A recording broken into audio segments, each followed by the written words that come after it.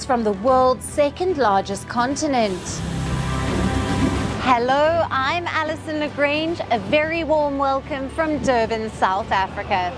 We get you the news and the newsmakers from Africa. From elections to climate change to innovations and opportunities. As the world's attention shifts, we report from Africa, the heart of the global south. Join me every weekday live on Firstpost.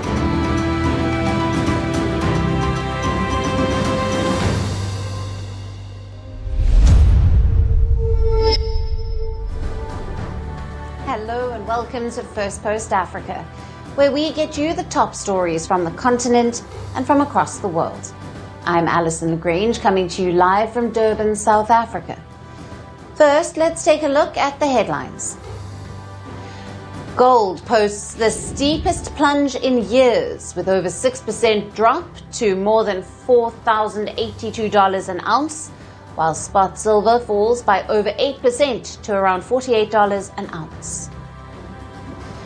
Russia test launches an intercontinental ballistic missile from a submarine in the Barents Sea as a part of planned strategic nuclear drills, a week after NATO began similar exercises. Germany plans to pay thousands of its local staff employed at American military bases as the US government shutdown impacts their paychecks. A head-on bus collision on one of Uganda's major highways kills 46 people and injures several others. The East African country has a notorious road safety record. And the Indian government confers Olympic gold medalist Neeraj Chopra with honorary lieutenant colonel rank in the army.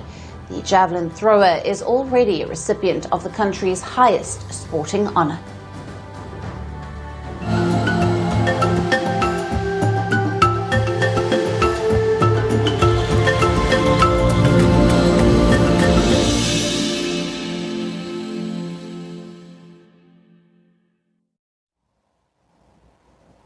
Hello and welcome. Our top story today is from Cameroon. The Central African nation is witnessing post-poll tensions. Protests have erupted in Cameroon's capital of Yaoundé and other cities as 92-year-old President Paul Biya has been declared the provisional winner of the 12th of October elections. This despite opposition candidate Issa Tchiroma claiming victory for the past week. According to provisional results released by the National Vote Counting Commission, Biya secured over 53% of the votes, ahead of his main rival who garnered about 35%. The Constitutional Council is expected to publish the official results by the 26th of October. If confirmed, the outcome would see Paul Biya extend his 43-year rule at the helm of Cameroon. At 92, Biya is the world's oldest head of state and one of Africa's longest-serving leaders. He has been ruling the oil and cocoa-producing nation since 1982. A win for an 8th term could keep him in power until he is nearly 100 years old. Sporadic protests have broken out nationwide following unverified tallies circulating on social media suggesting Biya's re-election. Now, opposition supporters have rallied in the capital and in several major cities, leading to clashes with security forces who fired tear gas to disperse crowds. Authorities say that more than 20 people have been arrested during the demonstrations. Now, Biya's ally turned rival, Issa Tchiroma, warned last week that any other outcome could plunge the country into unrest, raising fears that the disputed election could stoke wider instability. Cameroon continues to face deep-rooted democratic challenges under President Biya. Elections are often marred by fraud allegations, intimidation, and a lack of transparency. Opposition parties and the press operate under strict limitations. With over 60% of Cameroon's population under the age of 25, Biya remains deeply disconnected from the youth, widening the generational gap between the leadership and the public. Age and health have also become central issues in Biya's rule. He rarely appears in public, sparking speculation about his fitness to govern. His frequent trips abroad, often for medical treatment or stays at luxury hotels in Geneva, have drawn criticism for misusing public funds. Despite rumours about his fragile health and long absences, Biya has managed to hold on to power, surviving waves of social unrest, economic disparity and separatist violence. But now, as he stands poised to begin an 8th term, tensions are mounting over what many see as a test of Cameroon's democratic future. Now, for more on this, we have with us Ms. Beverly Ochieng, who is a senior analyst at Control Risk. Thank you for being with us, as always, Beverly. Thank you for having me, Alyson. Now, given that Paul Biya has been declared the provisional winner with just over 53% of the vote, how credible are these results in the context of the past elections in Cameroon? And what mechanisms exist to ensure transparency in this process?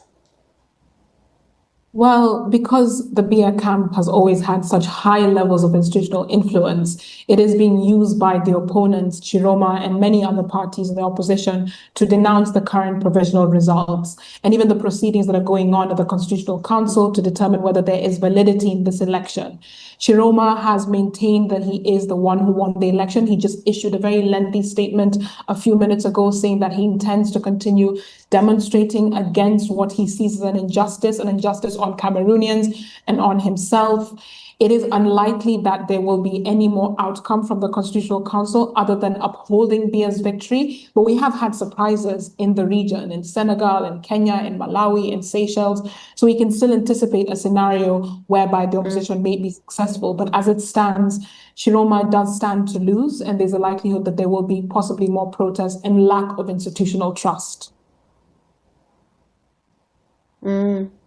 Right. So with Tchiroma rejecting these results and claiming victory, of course, for the past week, what impact could this dispute then have on Cameroon's political stability and, of course, further post-election unrest? Well, we have started off by seeing localized unrest in opposition strongholds in Yaoundé, in Douala, including in Garoua, which is Tchiroma's stronghold. Overnight, there were reports of clashes between security forces and demonstrators who rejected the outcome from the National Voting Commission, who declared that Biya was the winner. At least one person has been killed in Tchiroma's stronghold. There's likely to be more hotspots for violence. Demonstrators will probably target the premises of the governing party, the RDBC, as we saw in Chang last week, or even the premises of the Electoral Commission in different parts of the country. But also in anticipation of this, the government is heavily deploying, particularly in urban areas. There was a statement by a senior government official saying that there should be calm and people should not attempt to destabilize the country. Yes. And how are regional bodies like the African Union and key international partners expected to respond to these contested results? Well, Tchiroma did launch an appeal in his speech for the international community to step in. Cameroon's most immediate regional partner, the Economic Community of Central African States, is not the most politically outspoken, so it's not really likely to issue any stern statements beyond perhaps calling for calm. The African Union often does this awkward dance between sovereignty, balancing sovereignty. Cameroon has held elections. This is a checkbox for democracy, but also oversight on credentials, including the ban and freedom of protests. They're unlikely to have a major impact on internal dynamics, but then if the threat of unrest is elevated, we might see more statements coming from Cameroon's partners. Right. Beverly, thank you very much for being with us on Firstpost Africa. Thank you as well.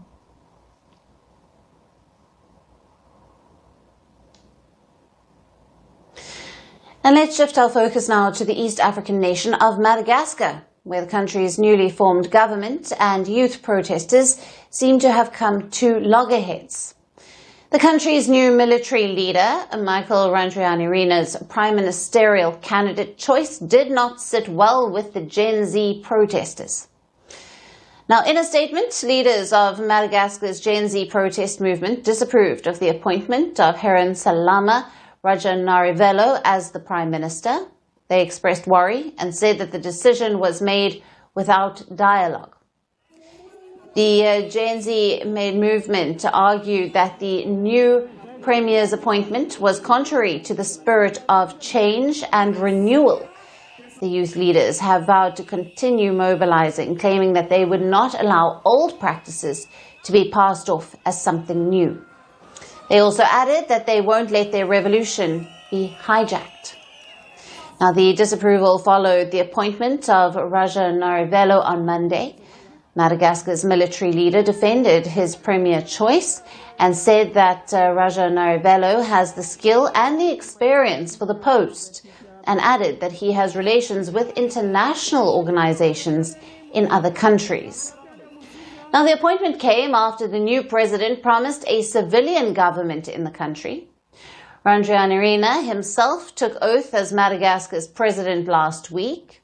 He led the elite CAPSAT army unit, which joined the anti-government protests and mutinied on the 11th of October. He promised sweeping changes and fresh elections in the poverty-stricken island nation. The military leader took over after the former president, Andre Rajoelina, who was impeached by the parliament for desertion of duty. And the youth uprising forced Rajoelina to flee the country aboard a French military plane. And he reportedly fled to the French island of Reunion and then to Dubai. Supporters of Rajoelina condemned the Constitutional Court-backed power grab. However, Randrianirina has refused to label it as a coup. And this, as the change of guard in Madagascar began with a water and power crisis. Now, the youth had hit the streets to oppose shortages, but soon the protests spiraled into a widespread movement that led to a mutiny. Rajoelina's exit has quelled the protests. But with the new prime minister's appointment and protesters' warning of continued demonstrations, Madagascar seems to have returned to square one, with youth opposing the government. Will this lead to another uprising, or will the newly formed government be able to allay the fears of the youth leaders who feel left out?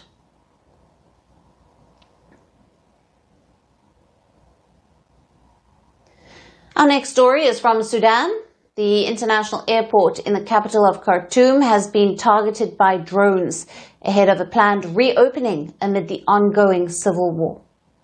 The airport, scheduled to reopen today for domestic flights for the first time in more than 2 years of war, was struck by drones last night and again early this morning. The army says its air defenses intercepted the attacks. There is no confirmed information on casualties or damage. It remains unclear whether flight operations will proceed as planned following the latest strikes. According to reports, the Paramilitary Rapid Support Forces, or the RSF, which is at war with the Sudanese army, was behind the attack. Although the RSF has not claimed responsibility, it has been repeatedly accused of using drones to target both military and civilian infrastructure in recent months. The Sudanese army chief vowed to crush the RSF during Khartoum airport visit after the attack. Frankly, to those who seek peace, we welcome peace, and all Sudanese want peace that is based on solid national foundations. These are principles that must be taken into account in every initiative. We don't want any militia or mercenary to have any role in the future, and we do not want any party that supported the militias to have a role in Sudan's future. This is crystal clear.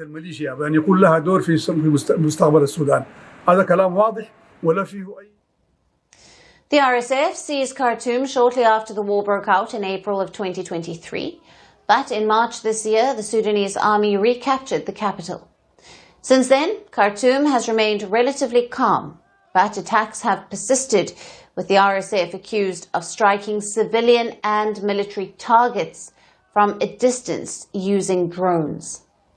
Tuesday's strike marked the third drone attack in Khartoum within a week, following strikes on 2 army bases in northwest Khartoum on consecutive days last week. Since losing the capital, the RSF has intensified efforts to recapture Al Fasher, the army's last stronghold in western Darfur region. The use of foreign-made drones has become a key feature in the conflict, with both sides reportedly employing UAVs to accelerate fighting and to target strategic infrastructure. What started as a power struggle between the army and the RSF has since drawn in other Sudanese armed groups and foreign backers. It has plunged the country into what the United Nations calls the world's worst humanitarian crisis. The country stands on the brink of divide, as the RSF had declared a parallel government in its controlled areas. The ongoing conflict has killed tens of thousands and has forced millions from their homes. But the path to normalcy remains elusive, with continued drone strikes and clashes across the capital and other parts of the country. As the war enters its third year, the future of peace in Sudan hangs in the balance.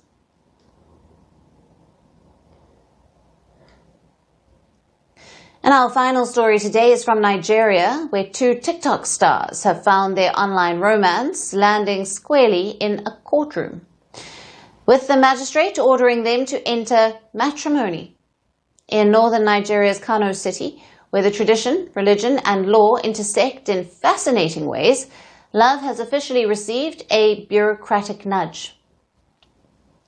Now, this is after videos of TikTok users Issa Tchiroma and Bashir Yaguda have recently gone viral, and the 2 social media users were seen cuddling and kissing in the videos.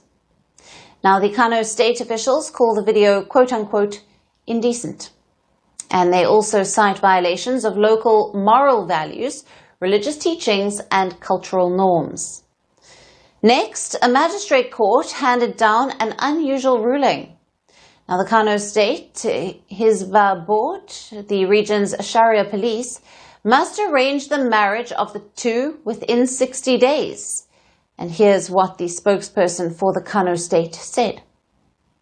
The magistrate court gave the order for the Hizba to join the man and the woman in marriage since they are so deeply in love as to make romantic displays on TikTok.